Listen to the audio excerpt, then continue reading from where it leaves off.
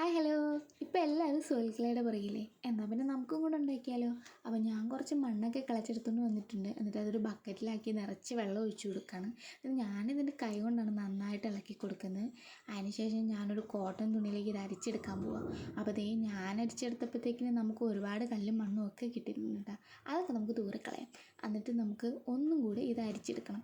ആ അരിക്കലിനും എനിക്ക് അത്യാവശ്യം പൊടിയും പൊട്ടും ഒക്കെ കിട്ടിയിട്ടുണ്ടായിരുന്നു. എന്നിട്ട് ഞാനത് കുറച്ച് നേരം റെസ്റ്റ് ചെയ്യാൻ വെച്ചു.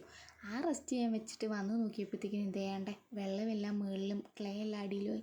അപ്പം നമുക്കിത് കോരിക്കളഞ്ഞിട്ട് കുറച്ച് നേരം കൂടെ നോക്കി നിന്ന്, എന്നിട്ട് നമുക്കിതൊരു വേറൊരു തുണിയിലേക്ക് മാറ്റി വയ്ക്കാം. മാറ്റി ഒഴിച്ച് കഴിഞ്ഞിട്ട് ഞാനത് കിഴി കെട്ടി വെച്ചപ്പോഴത്തേക്ക് അത്യാവശ്യം വെള്ളമൊക്കെ പോകുന്നുണ്ടായിരുന്നു.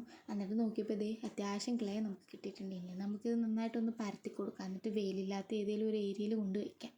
അപ്പം നമുക്ക് നമ്മുടെ ക്ലേ ഡ്രൈ ആയല്ലോ നോക്കാം. അപ്പോഴത്തെ കുറച്ച് ഡ്രൈ ആയിട്ടുണ്ടായിരുന്നു. അപ്പോൾ അത്യാവശ്യം ഡ്രൈ ആയിനി ഞാനത് കുഴച്ച് പരത്തി എടുത്തിട്ടുണ്ട്. അപ്പോൾ നമുക്ക് ഇത്രയും ക്ലേ കിട്ടിയിട്ടുണ്ട്.